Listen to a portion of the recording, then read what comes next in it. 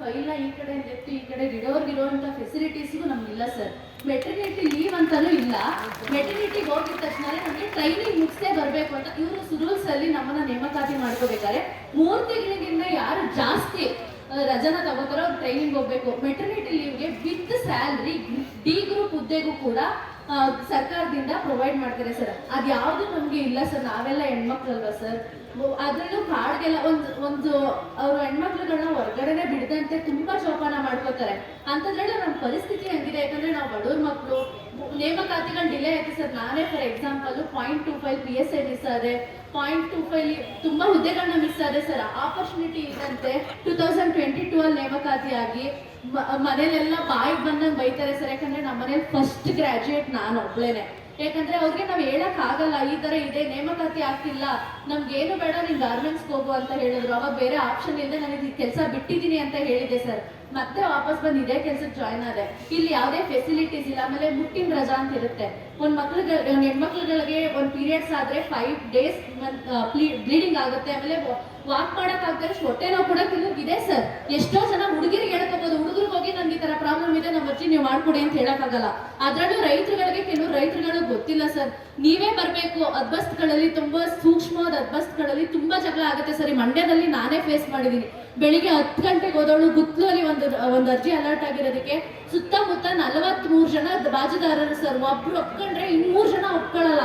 ಇನ್ನೊಬ್ರನ್ನ convince ಮಾಡಕ್ಕೆ sir please ಇದೇ ತರ ಇರೋದು, ನಾವು ರೂಲ್ಸ್ ಮಾಡಿ ಸಿಗ್ನೇಚರ್ ಮಾಡಕ್ ಆಗಲ್ಲ, ನಮ್ ಸೀಲ್ ಇರುತ್ತೆ, ನಮ್ಮನ್ನ ಹಿಡ್ಕೊಂತಾರೆ, ನಿಮ್ಮನ್ನ ಹಿಡ್ಕೊಳ್ಳಲ್ಲ, ದಯವಿಟ್ಟು ಅರ್ಥ ಮಾಡ್ಕೊಳ್ಳಿ ಅಂತದ್ರಲ್ಲೆಲ್ಲ ಕೊಚ್ಚಾಕ್ರಿ ಸರ್ವೇರ್. ನಾನು ಸರ್ ನಮ್ದೇನು ತಪ್ಪಿಲ್ಲ, ಇರೋದನ್ನ ಇದ್ದಾಗ ಹೇಳ್ತೀವಿ. ಈ ತರದೆಲ್ಲ ಇರುತ್ತೆ, ಓಕೆ ಮಾಡೋಣ, ನಮ್ ಡ್ಯೂಟಿ ನಾವು ಮಾಡ್ತೀವಿ ಸರ್. ಸೇವಾ ಭದ್ರತೆ ಎಲ್ಲಿದೆ ಸರ್? ESF ಇದೆಯಾ, PF ಇದೆಯಾ? ಇವ್ರು ಈ ತರ ಆಗಿದೆ, ನಮ್ಮ ಹತ್ರ ಏನಾದ್ರೂ ಇದ್ದಿದ್ರೆ ನಾವು ಅದನ್ನ ಕ್ಲೈಮ್ ಮಾಡ್ಕೋಬಹುದಾಗಿತ್ತಲ್ವಾ? ಭಾರ್ಗವ್ ಸರ್ ಹೇಳಿದ್ರು ನಮ್ಗೆ ಹಾರ್ಟ್ ಅಟ್ಯಾಕ್ ಆಗಿದೆ ಅಂತ. ಅವಾಗ ನಾವು ಕ್ಲೈಮ್ ಮಾಡ್ಕೋಬಹುದಲ್ವಾ? ನಾವು ಸೇವೆ ಮಾಡ್ತಿದೀವಲ್ವಾ ಸರ್? ಸರ್ಕಾರ GS ಗಳ ತರನೇ ನಮ್ದು ನೇಮಕಾತಿ ಆಗಿರೋದು sir. Same paper, same question paper, same training.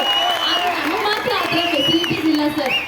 ನಾವ್ ಹೇಳ್ಬೋದು ಸರ್, ಇವತ್ತು ನೀವು ಇಲ್ಲಿ ನಿಂತಿದ್ದೀರಾ ಸರ್, ಇಂಥ ಆಪರ್ಚುನಿಟಿ ನನಗೆ ಯಾವತ್ತೂ ಸಿಗಲ್ಲ ಸರ್. ಆದ್ರೆ ಈ ಸತ್ಯ ಹೇಳ್ತೀನಿ ನೋಡಿ ಸರ್, ರೈತರುಗಳಿಂದ ನಾವು ಈಸ್ಕೋಬಾರ್ದು. 100 ರೂಪಾಯಿ ಚಪ್ಪಲಿ ಹಾಕಿರ್ತಾರೆ ಸರ್. ನಮಗೂ ಸ್ವಾಭಿಮಾನ ಇದೆ, ಮಾನವೀಯತೆ ಇದೆ ಸರ್. 100 ರೂಪಾಯಿ ಚಪ್ಪಲಿ ಹಾಕಿರೋ ಹತ್ರ 500 ರೂಪಾಯಿ ಕೈ ಚಾಚಬೇಕು ಅಂದ್ರೆ ಇಂಥ ಕೆಲಸ ಬೇಕಾ? ನಾನ್ ರೈತರ ಮಕ್ಕಳ ಫೀಲ್ ಮಾಡಿದ್ದೀನಿ ಸರ್. ಟು ಬಿ ಹಾನೆಸ್ಟ್ಲಿ ಹೇಳ್ತಿದ್ದೀನಿ ಸರ್, ಸಿಸ್ಟಮ್ ಇಲ್ಲಿ ರೈತರುಗಳು ಕೆಟ್ಟದ್ ಮಾಡಿಸ್ತಿಲ್ಲ ಸರ್. ತಿಳಿದಿರೋರು, ಓದಿರೋರು ಕೆಟ್ಟದ್ ಮಾಡಿಸ್ತಿದ್ರಿ. ಯಾರಿಂದ ಕೆಟ್ಟದ್ ಮಾಡಿಸ್ತಿದ್ದೀರಾ? ವಿದ್ಯೆ ಏನಕ್ಕಾಗಿ ಸರ್ ಇರೋದು? ವಿದ್ಯೆ ಪವರ್ಫುಲ್ ವೆಪನ್ ಸರ್. ನೀವೊಬ್ರು IAS ಅಧಿಕಾರಿ ಆಗೋದಕ್ಕೆ ದುಡ್ಡು ಸಂಪಾದನೆ ಮಾಡ್ಬೇಕು ಅಂತ ಬಂದ್ರ, ಅಥವಾ ನೀವು ಜನ ಸೇವೆ ಮಾಡ್ಬೇಕು ಅಂತ ಬಂದ್ರ ಸರ್? ನಮ್ಮ ಮನಸ್ಸಲ್ಲೂ ಕೂಡ ಸರ್, ಯಾವುದೇ ಓದ್ಬೇಕಾದ್ರೂ ಕೂಡ, ನಾವು ಓದ್ಬೇಕಾದ್ರೂ ರೈತರ ಸೇವೆ ಮಾಡ್ಬೇಕು, ನಾವೊಂದು ಒಳ್ಳೆ ಅಧಿಕಾರಿ ಆಗ್ಬೇಕು, ನನ್ನ ನೋಡಿ ನಮ್ಮ ತಂಗಿದಿರೆಲ್ಲರೂ ಇನ್ಸ್ಪಿರೇಷನ್ ತಗೊಂಡು ಓದ್ಬೇಕು ಅಂತ ಮಾಡಿದ್ರು ಸರ್.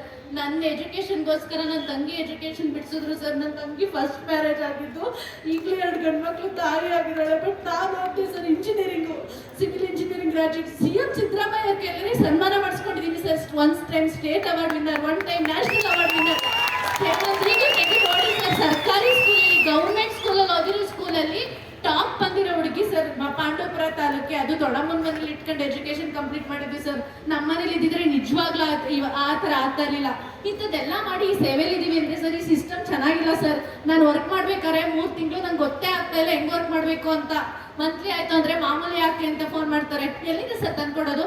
ನನ್ನ ಸ್ಯಾಲ್ರಿ ಮಾತ್ರ ಬರೀ 19,000 sir. 19,000 salary, paper download, notice download, ಆಮೇಲೆ ಅಪ್ಲೋಡ್ ಮಾಡಬೇಕು, ಜೆರಾಕ್ಸ್ ಕೊಡಬೇಕು. ಎಲ್ಲಿ ಉಳಿಯುತ್ತೆ ಸರ್ ಸ್ಯಾಲ್ರಿ?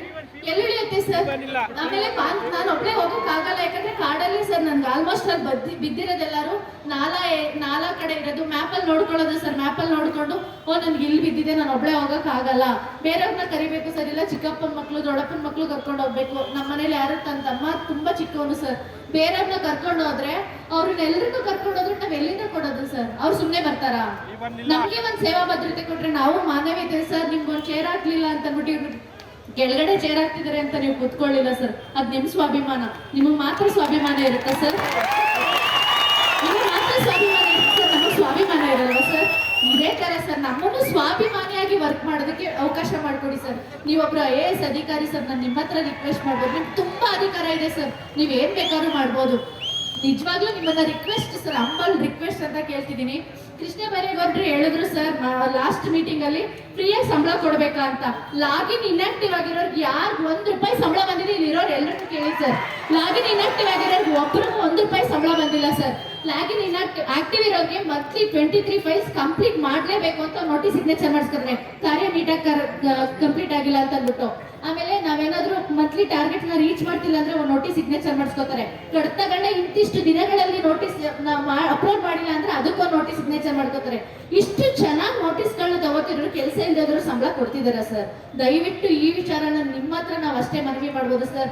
ನೀವೊಬ್ರು ಪವರ್ಫುಲ್ ವ್ಯಕ್ತಿ ಸರ್. ನಿಮ್ಮ ಅಧಿಕಾರ ನೀವು ತುಂಬಾ ಸರ್ ಬಂಡೆ ಆಗಿ ಸರ್, ಒಳ್ಳೇದ್ರಲ್ಲಿ ಬಂಡೆ ಆಗಿ ದಯವಿಟ್ಟು ನಿಮ್ಮ ಅಧಿಕಾರನ ಸದುಪಯೋಗ ಪಡಿಸ್ಕೊಂಡು ನಮ್ಗೆ ನ್ಯಾಯ ಕೊಡಿಸಿ ಸರ್. ದಯವಿಟ್ಟು ಈ ಸ್ವಾಭಿಮಾನವೇ ನಿಮ್ಗೆ ಸ್ವಾಭಿಮಾನ ಇದೆ ಅಂತ ನಾನು ನೋಡಿದ ಅಬ್ಸರ್ವ್ ಮಾಡಿದಾಗೆ ಗೊತ್ತಾಯ್ತು ಸರ್. ಆ ಸ್ವಾಭಿಮಾನ ಬದುಕನ್ನ ನಾವು ಬಾಳೋದಕ್ಕೆ ಅವಕಾಶ ಮಾಡ್ಕೊಡಿ ಸರ್.